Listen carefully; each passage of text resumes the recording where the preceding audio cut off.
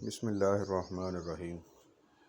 جی ہم خرم مراد صاحب رحمۃ اللہ علیہ ان کی ایک کتاب کارکنوں کے باہمی تعلقات کا مطالعہ کر رہے ہیں۔ آج ہم اس کتاب کے تیسرے حصے کا مطالعہ کریں گے، جس میں ہم یہ دیکھیں گے کہ تعلقات کے دوران کون سی چیزوں سے روکا گیا ہے، کن کن چیزوں سے منع کیا گیا ہے۔ اس کتاب کے اندر ان چیزوں کی تعداد 15 ہے جن سے روکا گیا ہے۔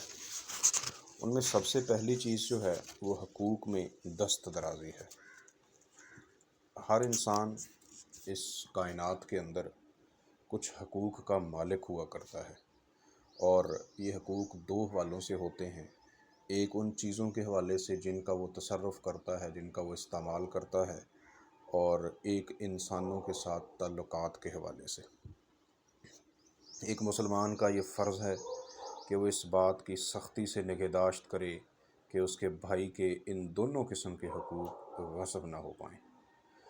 مال یا زمین یا مادی فوائد میں جو حق اس کے بھائی کا بنتا ہے وہ اس کو دے، اور اس کی جان و مال، عزت و آبرو اور دین کی طرف سے جو حقوق اس پر عائد ہوتے ہیں ان میں سے بھی کوئی حق ادا ہونے سے نہ رہ جائے۔ اور انہی حقوق کے بارے میں قرآن کے اندر بہت ساری تفصیلات بیان ہوئی ہیں۔ وراثت، نکاح اور طلاق اور دوسرے معاملات، یعنی کوئی ایسا معاملہ نہیں ہے جس کو اللہ تعالیٰ نے موضوع نہیں بنایا قرآن مجید کے اندر۔ اسی حوالہ سے مصنف نے ایک آیت کوٹ کی ہے، یہ اللہ کی حدود ہیں، پس ان سے تجاوز نہ کرو، اور جو کوئی اللہ کی حدود سے تجاوز کرے گا وہی ظالم ہے۔ اور سورہ نساء کے اندر بھی یہی موضوع اس طرح سے بیان ہوا ہے، یہ اللہ کی حدود ہیں، جو اللہ اور اس کے رسول کی اطاعت کرے تو اللہ اسے ان باغوں میں داخل کرے گا جن کے نیچے نہریں بہتی ہیں، اور وہ اس میں ہمیشہ رہے گا۔ یہی سب سے بڑی کامیابی ہے۔ بارگاہ رسالت سے مسلمانوں کے سامنے یہ بات اس طرح ارشاد فرمائی گئی ہے، بے شک اللہ نے آگ واجب قرار دی اور جنت حرام کر دی اس پر جس نے قسم کھا کر کسی مسلمان کا حق مارا۔ ایسے ہی ایک واقعہ بیان ہوا ہے کہ ایک مرتبہ آپ صلی اللہ علیہ وسلم نے پوچھا، جانتے ہو کہ مفلس کون ہے، غریب کون ہے؟ تو صحابہ نے عام معنوں کے لحاظ سے مفلس کی تعریف بیان کی کہ وہ شخص جو مال و متاع سے خالی ہو۔ آپ صلی اللہ علیہ وسلم نے کہا، نہیں، میری امت میں اصل مفلس وہ ہے جو قیامت کے دن نماز، روزہ، زکوٰۃ جیسے اعمال کا ذخیرہ لائے گا، اور ساتھ ہی یہ اعمال بھی لائے گا کہ کسی کو گالی دی ہوگی، کسی پر تہمت لگائی ہوگی، کسی کا مال کھایا ہوگا، کسی کا خون بہایا ہے، کسی کو مارا ہے، پھر ایک مظلوم کو اس کی نیکیاں دی جائیں گی، اور فیصلہ چکانے سے پہلے اگر اس کی نیکیاں ختم ہو جائیں گی تو پھر حقداروں کی برائیاں لے کر اس پر ڈال دی جائیں گی، اور پھر اسے آگ میں پھینک دیا جائے گا۔ دنیا میں تعلقات کو خرابی سے بچانے کے لیے اور آخرت کے اس عذاب سے بچنے کے لیے حقوق کا پورا تحفظ ضروری ہے۔ اس لیے رسول اللہ صلی اللہ علیہ وسلم نے خاص طور پر نصیحت فرمائی ہے کہ موت سے پہلے اپنے مسلمان بھائیوں سے اپنی غلطیاں معاف کرا لو۔ اسی طرح سے ایک اور حدیث بیان ہوئی ہے، مسلمان تو وہ ہے جس کی زبان اور ہاتھ سے تمام مسلمان محفوظ ہیں۔ دوسری چیز ہے جسم و جان کا تحفظ۔ ہر انسان کے لیے سب سے عزیز اور قیمتی اس کے جسم و جان ہوتے ہیں، اور وہ ایسے شخص کو کبھی اپنا بھائی نہیں سمجھ سکتا جو اس معاملے میں کوئی تجاوز کرے۔ لہٰذا اس ناحق خون سے سخت ترین انداز میں روکا گیا ہے۔ فرمایا، اور جو کوئی قتل کرے مومن کو قصداً، پس اس کے لیے ہے جہنم، ہمیشہ اسی میں رہے گا، اور غضب ہو اس پر، اور لعنت کی اللہ نے اس پر، اور تیار کیا اس کے لیے بہت بڑا عذاب۔ حجۃ الوداع کے موقع پر بھی نبی صلی اللہ علیہ وسلم نے بڑے مؤثر انداز سے فرمایا، مسلمان کو گالی دینا فسق ہے اور اس سے لڑنا کفر ہے۔ ہاتھ سے زیادہ جو نازک معاملہ ہے وہ زبان کا ہے، کیونکہ یہ ہزار رستوں سے فتنے پیدا کر سکتی ہے۔ چنانچہ اللہ نے اور اس کے رسول نے ایک طرف تو زبان کے متعلق بڑی تفصیل سے تنبیہ کی، اور دوسری طرف تعلقات کے دائرہ میں وہ ایک چیز جو خرابی اور فساد کا باعث بن سکتی ہے اس کو بیان کر دیا۔ قرآن مجید میں ہے کوئی بات نہیں نکلتی مگر اس کے پاس ایک نگران حاضر ہوتا ہے، یعنی اس بات پر ایک محافظ ہوتا ہے جو اس کو ریکارڈ کرے گا۔ رسول اللہ صلی اللہ علیہ وسلم نے حضرت معاذ کو مختلف نصیحتیں کرتے ہوئے آخر میں اپنی زبان پکڑ کر فرمایا، تیرے اوپر لازم ہے کہ اس کو روکے رکھو۔ اسی طرح سے سفیان بن عبداللہ نے سوال کیا کہ اپنے بارے میں کس چیز سے سب سے زیادہ ڈروں، تو آپ صلی اللہ علیہ وسلم نے اپنی زبان پکڑی اور کہا، اس سے۔ تیسری چیز جس سے روکا گیا ہے وہ بد کلامی اور برا بھلا کہنا ہے۔ زبان کا یہ استعمال انسان کے اپنے بھائی کے منہ پر برا بھلا کہے یا اس سے سختی سے گفتگو کرے، اسے طعن و تشنیع کرے، یہ بالکل ناجائز ہے۔ اسی طرح برے نام سے پکارنا بھی اسی کے تحت آتا ہے۔ قرآن مجید میں سورہ حجرات میں فرمایا، برے ناموں سے مت پکارو، ایمان کے بعد برے ناموں سے پکارنا بہت بری بات ہے۔ اسی طرح آپ صلی اللہ علیہ وسلم نے فرمایا، کوئی بدخو اور سخت گو آدمی جنت میں داخل نہ ہوگا۔ یہ بھی فرمایا کہ قیامت کے روز میرے نزدیک سب سے مبغوض، مجھ سے سب سے زیادہ بکواس کرنے والے، بد زبان، فوقیت جمانے والے اور علم کے جھوٹے مدعی و متکبرین ہوں گے۔ اور یہ بھی کہا کہ مومن نہ تو طعنے دیتا ہے، نہ لعنت کرنے والا ہوتا ہے، نہ فحش بکنے والا اور نہ ہی زبان دراز۔ چوتھی چیز جس سے تعلقات کے اندر جس سے روکا گیا ہے ایک دوسرا فتنہ، وہ غیبت ہے، اور پہلے سے بھی بڑھ کر ہے، کیونکہ اس میں انسان اپنے بھائی کے سامنے نہیں بلکہ اس کی پیٹھ پیچھے برائی کرتا ہے۔ یعنی تیسری چیز میں تو بد کلامی ہے کہ وہ اس کے سامنے برا بھلا اس کو کہتا ہے، اور غیبت کے اندر کیا ہو رہا ہے، اس کی پیٹھ پیچھے کے برا بھلا کہا جا رہا ہے۔ قرآن نے فرمایا، اور نہ کوئی کسی کی غیبت کرے، کیا تم میں سے کوئی پسند کرتا ہے کہ اپنے مرے ہوئے بھائی کا گوشت کھائے؟ اس سے تو تم ضرور نفرت کرو گے۔ رسول اللہ صلی اللہ علیہ وسلم نے غیبت کی تعریف کرتے ہوئے ایک دفعہ صحابہ سے سوال کیا، کیا تم جانتے ہو غیبت کیا ہے؟ صحابہ نے عرض کیا، اللہ اور اس کا رسول خوب جانتے ہیں۔ آپ نے فرمایا، غیبت یہ ہے کہ تم اپنے بھائی کا ذکر اس طرح کرو جو اسے ناپسند ہو۔ کہا گیا، اگر وہ برائی میرے بھائی میں موجود ہو جس کا ذکر کیا جا رہا ہے، تو آپ صلی اللہ علیہ وسلم نے فرمایا، تو نے اگر ایسی برائی کی جو اس میں موجود ہے تو غیبت کی، اور اگر اس میں موجود نہیں ہے تو اس پر بہتان لگایا۔ لہٰذا باہمی تعلقات کا تقاضا ہے کہ بھائی کی پیٹھ پیچھے اس کی برائی نہ کی جائے۔ پانچویں چیز چغل خوری ہے۔ غیبت ہی کی ایک مخصوص شکل ہے۔ قرآن اس کی برائی یوں کرتا ہے، لوگوں پر آوازیں کسنے والا اور چغلیاں کھانے والا۔ حضرت حذیفہ رضی اللہ تعالیٰ عنہ کہتے ہیں، میں نے رسول اللہ صلی اللہ علیہ وسلم کو یہ کہتے سنا کہ چغل خور جنت میں نہ جائیں گے۔ رسول اللہ صلی اللہ علیہ وسلم اپنے ساتھیوں کو خاص طور پر نصیحت کی، کوئی شخص کسی کے بارے میں کوئی بری بات مجھے نہ پہنچائے، اس لیے کہ میں اس بات کو پسند کرتا ہوں کہ جب تمہارے پاس آؤں تو ہر ایک کی طرف سے میرا سینہ صاف ہو۔ چھٹی چیز آر دلانا۔ برائی کی ایک بڑی کبھی فساد کرنے والی اور دلوں میں افتراق اور نفرت پیدا کرنے والی چیز یہ ہے کہ مسلمان اپنے بھائیوں کو ان کے منہ پر یا دوسروں کے سامنے ان کے گناہوں پر آر دلائے اور اسے شرمندہ کرے اور اسے رسوا کرے۔ اس حرکت سے دل پھٹ جاتے ہیں، اس لیے کہ اس طرح کی رسوائی کوئی شخص بھی گوارا نہیں کر سکتا۔ قرآن مجید میں ارشاد ہے، اپنے بھائیوں کو عیب نہ لگاؤ۔ رسول اللہ صلی اللہ علیہ وسلم کی ایک حدیث ہے کہ جو شخص اپنے بھائی کو کسی گناہ پر آر دلائے تو وہ نہیں مرے گا جب تک کہ اس سے یہ گناہ سرزد نہ ہو جائے۔ اسی طرح حضرت ابن عمر رضی اللہ تعالیٰ عنہ کی ایک روایت میں، جس میں آپ صلی اللہ علیہ وسلم نے مسلمانوں کے کئی حقوق شمار کرائے، یہ بھی فرمایا کہ انہیں کسی عیب اور مصیبت کا ہدف بنا کر شرمندہ اور ذلیل نہ کرو۔ ساتویں چیز تجسس ہے۔ یہ تجسس جو ہے وہ اصل میں عیب لگا کر شرمندہ کرنے سے پہلے آتی ہے۔ وہ یہ ہے کہ آدمی اپنے بھائی کی خرابیوں کی ٹو لگاتا پھرتا ہے، ان کا تجسس کرتا ہے، اس لیے کہ جس کا تجسس کیا جائے گا اسے بھی گراں گزرتا ہے، اور جس کے علم میں اپنے بھائی کی برائیاں آتی ہیں اس کے دل میں گرہ پڑ جاتی ہے۔ اور چونکہ تجسس کوئی معیاری ذرائع تحقیق کی اجازت نہیں دیتا، اس لیے اکثر اس کا امکان رہتا ہے کہ ادھورے ذرائع تحقیق پر اعتماد کر کے اپنے بھائی کے بارے میں بری رائے قائم کر لی جاتی ہے، اس طرح بدزنی جیسے برے جرم کا مرتکب ہو جاتا ہے۔ قرآن مجید میں ارشاد ہے، اور عیب کی ٹو نہ لگاؤ۔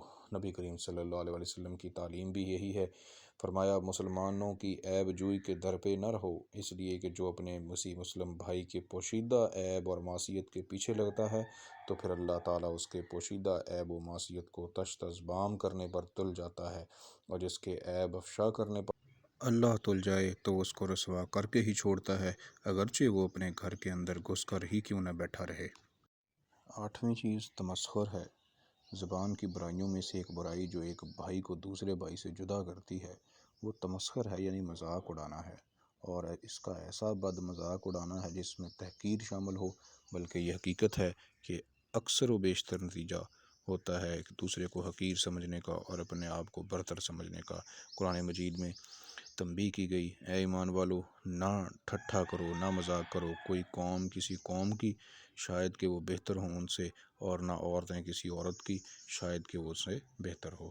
جو شخص اپنے کسی مسلمان بھائی سے تمسخر کرتا ہے، یعنی اس کا مذاق اڑاتا ہے، آخرت میں اس کے انجام کی بڑی عبرتناک تصویر رسول اللہ صلی اللہ علیہ وسلم نے کھینچی ہے۔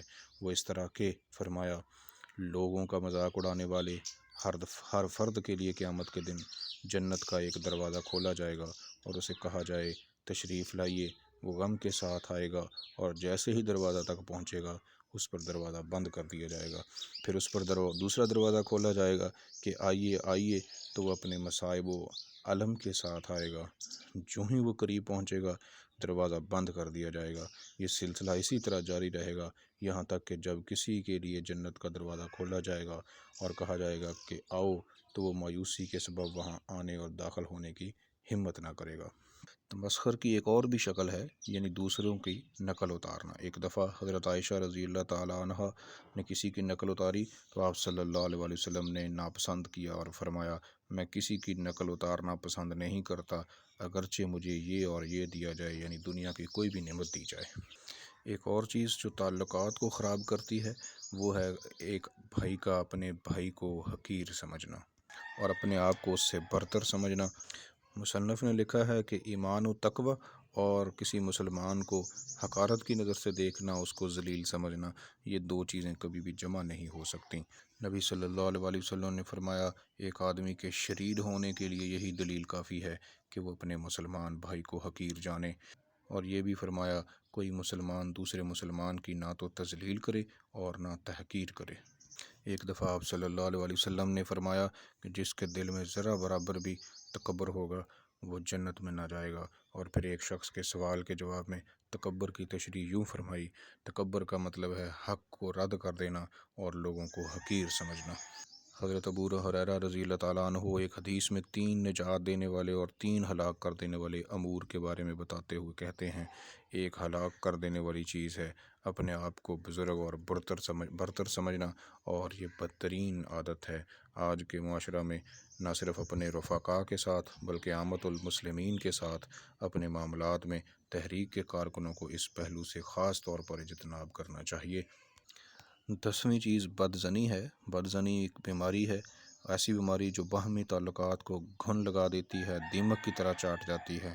زن ایک معروف لفظ ہے جس کا مطلب ہے ایسا خیال جو بغیر واضح شہادت یا بغیر دلائل کے قیاساً کام کر لیا جائے، جس کی پشت پر علم نہ ہو، اور اگر یہ خیال برا ہوگا تو یہ بدزنی بن جائے گا۔ جب مسلمان اپنے بھائی کے بارے میں بغیر کسی علم کے بدگمانی شروع کر دے تو محبت وہاں سے رخصت ہونے لگتی ہے۔ قرآن مجید میں ارشاد ہے، اے ایمان والو، بہت گمانوں سے بچو کہ بعض گمان گناہ ہیں، اور نبی صلی اللہ علیہ وسلم نے اپنے ساتھیوں کو اس بارے میں یوں نصیحت کی ہے، تم ظن سے احتراز کرو، اس لیے کہ ظن بہترین جھوٹی بات ہے۔ ظن سے یعنی گمان سے بچنے کا سب سے اہم تقاضا یہ ہے کہ آدمی اپنے بھائی کی نیت کے بارے میں کبھی کوئی بری بات نہ کہے اور نہ سوچے، اس لیے کہ نیت ایسی چیز ہے جس کے بارے میں کبھی کوئی واضح علم نہیں ہو سکتا، یہ ہمیشہ قیاس ہی ہوگا۔ پھر اس بارے میں اگر چند باتیں پیش نظر رکھی جائیں تو اس بیماری کا بڑی آسانی سے مقابلہ کیا جا سکتا ہے۔ وہ چند چیزیں کیا ہیں؟ پہلی بات یہ ہے کہ جہاں ایک طرف ہر مسلمان کا فرض ہے کہ وہ اپنے بھائی کی طرف سے بدگمانی نہ کرے، وہاں یہ بھی ہے کہ کسی دوسرے کو اپنی طرف سے بدگمانی کا موقع نہ دے، حتی الوسع ایسی بات سے احتراز کرے جو بدگمانی کا موقع فراہم کر سکتی ہو، جو دوسروں کو فتنہ میں ڈال سکتی ہو۔ اس کی مثال خود نبی کریم صلی اللہ علیہ وسلم نے فراہم کی ہے۔ ایک مرتبہ آپ صلی اللہ علیہ وسلم اعتکاف میں بیٹھے تھے، رات کو ازواج مطہرات میں سے کوئی آپ صلی اللہ علیہ وسلم سے ملنے آئیں، آپ ان کو واپس پہنچانے چلے تو اتفاقاً راستہ میں 2 انصارہ مل گئے۔ وہ آپ صلی اللہ علیہ وسلم کو عورت کے ساتھ دیکھ کر اپنی آمد کو بے موقع سمجھ کر واپس چلنے لگے۔ آپ صلی اللہ علیہ وسلم نے آواز دی اور فرمایا، میری فلاں بیوی ہیں۔ انہوں نے عرض کیا، یا رسول اللہ، اگر کسی کے ساتھ بدگمانی کرنی ہوتی تو کیا آپ کے ساتھ کرتے؟ آپ صلی اللہ علیہ وسلم نے جواب دیا، شیطان انسان کے اندر خون کی طرح دوڑتا ہے۔ دوسری چیز جس سے اس بیماری یعنی بدزنی کا مقابلہ کیا جا سکتا ہے وہ یہ ہے کہ اگر باوجود کوشش کے بدگمانی پیدا ہو جائے تو پھر اس کو کبھی دل میں نہ رکھے، کیونکہ بدگمانی دل میں رکھنا غدر و خیانت ہے، بلکہ اس کو فوراً جا کر اپنے بھائی پر زہر کر دے تاکہ وہ اس کو دور کر سکے، اور جس پر بدگمانی کا اظہار کیا جائے اس کا فرض ہے کہ وہ فوراً اس کی صفائی کر دے تاکہ دل صاف ہو جائے، چپ نہ سادھ لے، ورنہ پھر اس گناہ کا بہت بوجھ اس کی طرف بھی منتقل ہو سکتا ہے۔ 11ویں چیز بہتان ہے۔ ایک مسلمان اپنے بھائی کو جان بوجھ کر مجرم ٹھہرائے یا اس کی طرف کوئی ناکردہ گناہ منسوب کرے تو یہ بہتان کہلاتا ہے، اور یہ صاف ایک قسم کا جھوٹ اور خیانت ہے۔ بہتان کی ایک اور بدتر شکل یہ ہے کہ آدمی اپنا گناہ کسی دوسرے کے ساتھ ڈال دے۔ اس بارے میں قرآن مجید میں ارشاد ہے، جو کوئی خطا یا گناہ کر کے پھر اس کی تہمت کسی بے گناہ پر دھرے، اس نے نقصان اور کھلا گناہ اپنے سر باندھا۔ اسی طرح مسلمانوں کو بن کیے جھوٹا الزام رکھنے پر یہ کہا گیا، اور جو کوئی مسلمان مردوں اور مسلمان عورتوں کو بن کیے تہمت لگا کر تکلیف پہنچاتے ہیں، انہوں نے بہتان اور کھلا گناہ اپنے سر لادا۔ ایک محبت برے تعلق میں اس کی گنجائش کہاں نکل سکتی ہے؟ اگلی چیز ضرر رسانی۔ ضرر یا نقصان کا لفظ بڑا وسیع ہے، لیکن اس کے معنی دراصل یہ ہیں کہ مسلمان اس چیز کو ملحوظ رکھے کہ اس کے بھائی کو اس کی ذات سے کوئی نقصان نہ پہنچے۔ یہ ضرر جسمانی بھی ہو سکتا ہے اور قلبی بھی ہو سکتا ہے، لہذا نبی صلی اللہ علیہ وسلم نے فرمایا، ملعون ہے وہ شخص، یعنی لعنت زدہ ہے وہ شخص جو کسی مومن کو ضرر پہنچائے یا کسی کے ساتھ مکر کرے۔ اور پھر فرمایا، جو کسی مسلمان کو ضرر پہنچائے گا اللہ اسے ضرور ضرر پہنچائے گا، اور جو کسی مسلمان کو تکلیف میں مبتلا کرے گا اس کو اللہ تعالیٰ تکلیف میں مبتلا کرے گا۔ 13ویں چیز دل آزاری ہے۔ کوئی مسلمان اپنے بھائی کے دل کو تکلیف پہنچائے تو یہ دل آزاری ہے۔ یہ ایک ایسی چیز ہے جسے اس کے دل کو ہرگز گوارا نہ کرنا چاہیے۔ اگر ان آداب کی فہرست پر ایک نگاہ ڈالی جائے جو اسلام نے دیے ہیں تو یہ معلوم ہوگا کہ کسی مسلمان بھائی کے دل کو تکلیف نہ پہنچے یہ ایک بنیادی اصول کے طور پر کار فرما ہے۔ مسلمان کو ایذا دینا دینی نقطہ نظر سے اتنا برا فعل ہے کہ رسول اللہ صلی اللہ علیہ وسلم نے فرمایا، جس نے کسی مسلمان کو ایذا دی اس نے اللہ کو ایذا دی۔ اور اس کے برعکس اگر کوئی شخص کسی کو خوش کرنے کے لیے کوئی کام کرتا ہے تو اس کے حوالے سے فرمایا، جو میری امتی میں سے کسی کی حاجت پوری کرے اس کا مقصد یہ ہو کہ اسے خوش کرے تو اس نے مجھے خوش کیا، اور جس نے مجھے خوش کیا اس نے اللہ کو خوش کیا۔ ایک موقع پر نبی صلی اللہ علیہ وسلم نے فرمایا، مسلمان کے لیے یہ حلال نہیں کہ کسی مسلمان کو ہنسی مذاق میں بھی پریشان کرے۔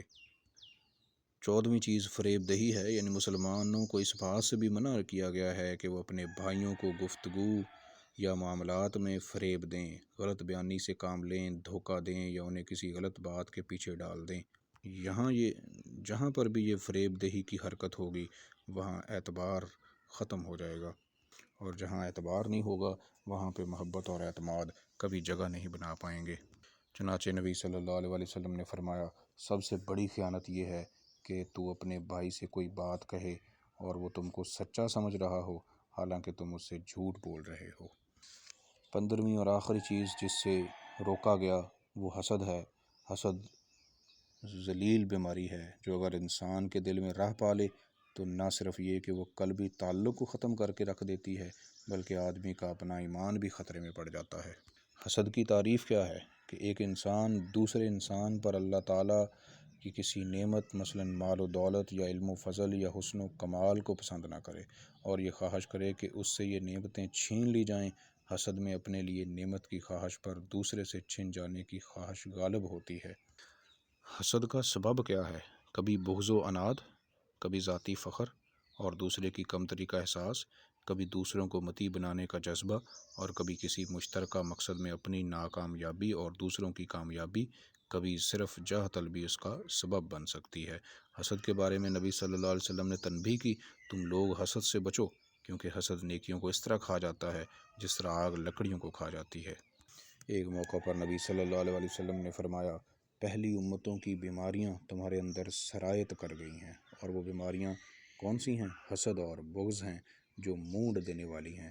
میں یہ نہیں کہتا کہ بالوں کو مونڈ دینے والی ہیں، بلکہ دین کا صفایا کر دینے والی ہیں۔